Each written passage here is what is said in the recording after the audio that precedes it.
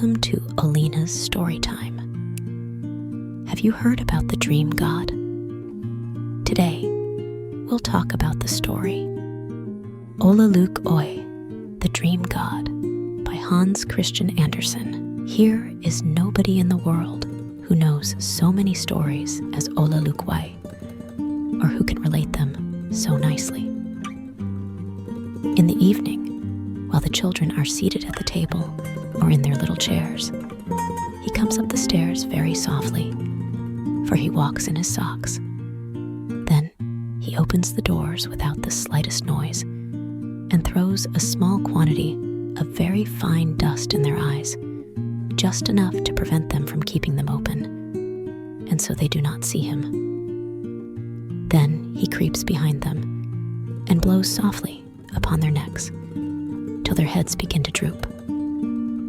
But Ole-Luk-Oie does not wish to hurt them, for he is very fond of children and only wants them to be quiet, that he may relate to them pretty stories. And they never are quiet until they are in bed and asleep. As soon as they are asleep, Ole-Luk-Oie seats himself upon the bed. He is nicely dressed. His coat is made of silken stuff. It is impossible to say of what color, for it changes from green to red, and from red to blue as he turns from side to side. Under each arm, he carries an umbrella.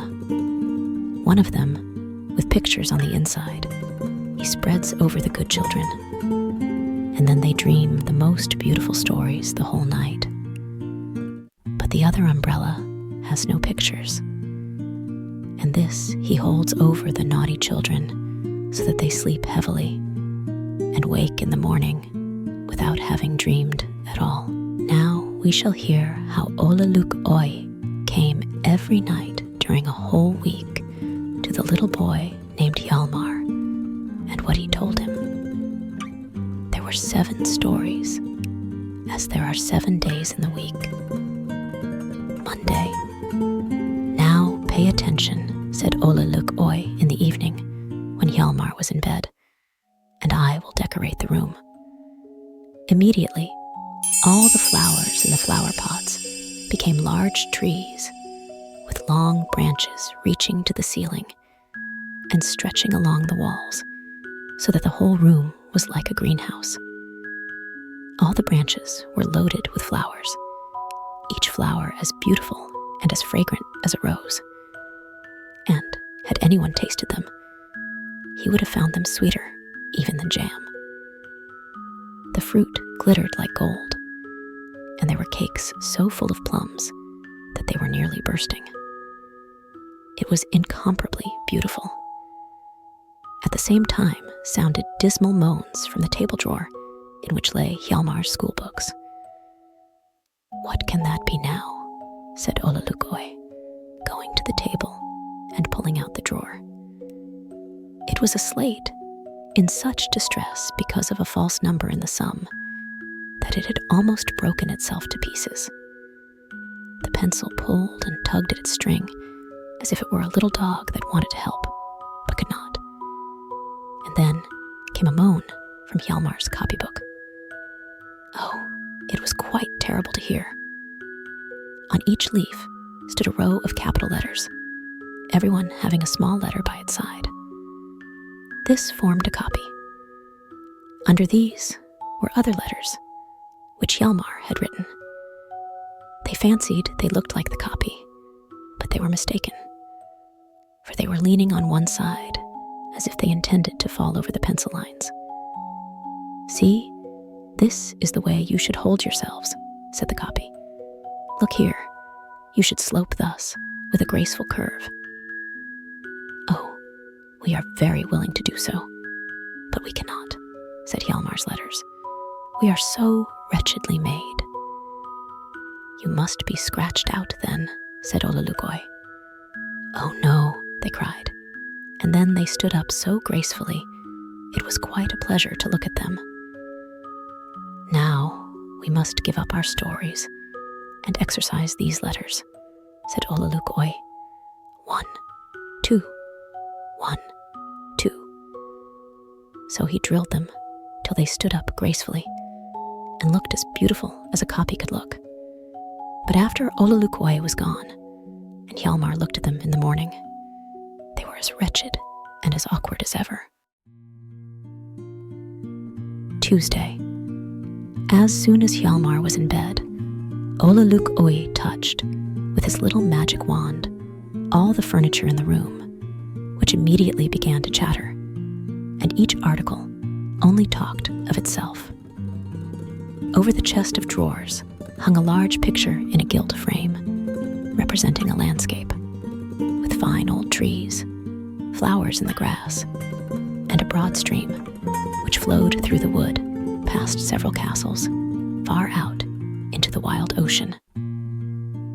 Ole-Luk-Oie touched the picture with his magic wand, and immediately the birds commenced singing. The branches of the trees rustled, and the clouds moved across the sky, casting their shadows on the landscape beneath them. Then Ole-Luk-Oie lifted little Hjalmar up to the frame and placed his feet in the picture, just on the high grass. And there he stood, with the sun shining down upon him through the branches of the trees.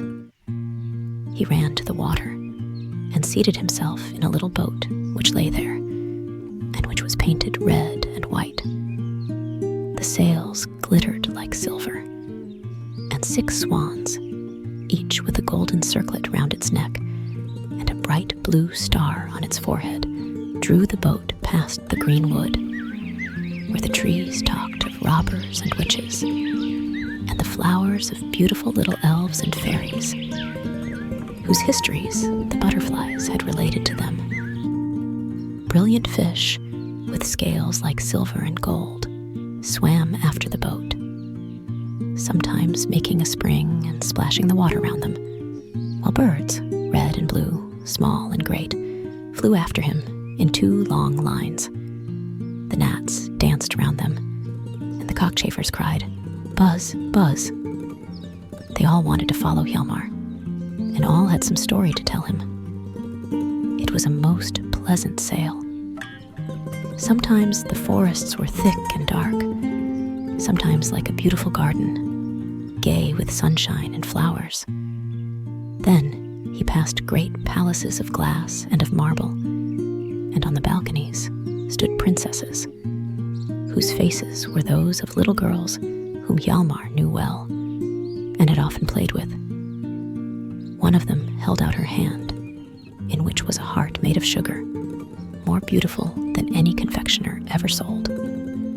As Hjalmar sailed by, he caught hold of one side of the sugar heart and held it fast, and the princess held fast also, so that it broke in 2 pieces. Hjalmar had 1 piece, and the princess the other, but Hjalmar's was the largest. At each castle stood little princes acting as sentinels.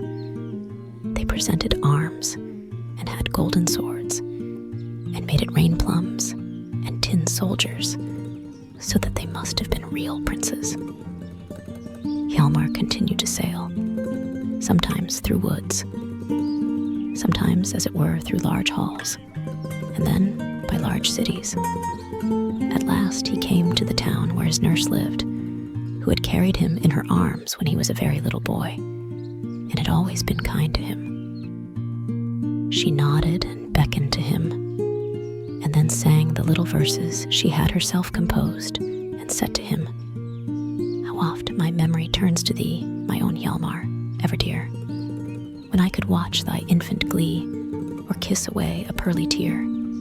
'Twas in my arms thy lisping tongue first spoke the half-remembered word, while o'er thy tottering steps I hung, my fond protection to afford.